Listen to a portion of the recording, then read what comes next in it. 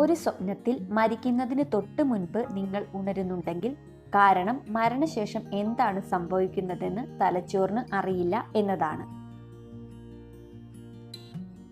കൃത്യസമയത്ത് എറിയുന്ന കല്ല് തെറ്റായ സമയത്ത് നൽകുന്ന സ്വർണത്തെക്കാൾ മികച്ചതായിരിക്കും. നന്നായി ചിന്തിക്കുന്നത് ബുദ്ധിയാണ്.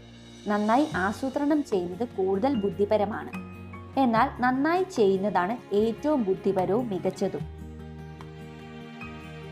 ചെറുതാണെന്ന് കരുതി കുരുമുളകിനെ പുച്ഛിക്കരുത്. അത് എത്ര കഠിനമാണെന്ന് അറിയാൻ കഴിച്ചു തന്നെ നോക്കണം. നിങ്ങൾ വിഷാദത്തിലാണെങ്കിൽ നിങ്ങൾ കഴിഞ്ഞ കാലത്താണ് ജീവിക്കുന്നത്. നിങ്ങൾ ഉത്കണ്ഠയുള്ളവരാണെങ്കിൽ നിങ്ങൾ ഭാവിയിലാണ് ജീവിക്കുന്നത്. നിങ്ങൾ സമാധാനത്തിലാണെങ്കിൽ നിങ്ങൾ ഇപ്പോൾ ജീവിക്കുന്നു.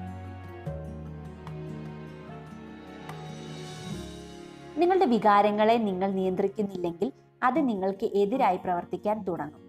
നിങ്ങളുടെ വികാരങ്ങളെക്കാൾ ശക്തമാകാൻ നിങ്ങളുടെ മനസ്സിനെ പരിശീലിപ്പിക്കുക. ഒരു മോശം കാര്യം കേൾക്കുന്നത് കുറഞ്ഞത് 5 നല്ല ഓർമ്മകളെങ്കിലും നശിപ്പിക്കും. നെഗറ്റീവ് കാര്യത്തിൽ നിന്ന് സ്വയം അകന്നു നിൽക്കുക. ആളുകളോട് അവരെ പോലെ മോശമായി പെരുമാറരുത്.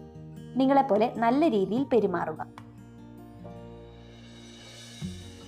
പുതിയ പുതിയ കാര്യങ്ങൾ പഠിക്കും തോറും നിങ്ങളുടെ തലച്ചോറ് ചെറുപ്പവും ശക്തവുമാകുന്നു.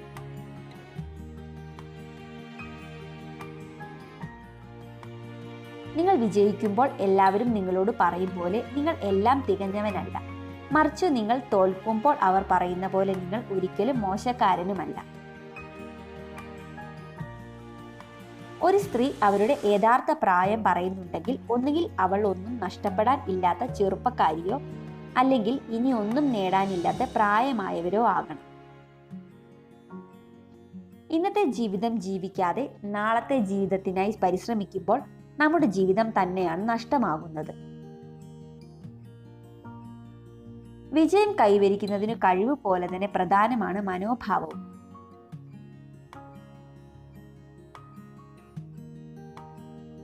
നിങ്ങൾക്ക് ഒരു വ്യക്തിയോട് എന്തെങ്കിലും ഒരു കാര്യം പറഞ്ഞു മനസ്സിലാക്കി കൊടുക്കണമെങ്കിൽ ആ വ്യക്തി ഇരിക്കുകയും നിങ്ങൾ നിൽക്കുകയും ചെയ്യണം.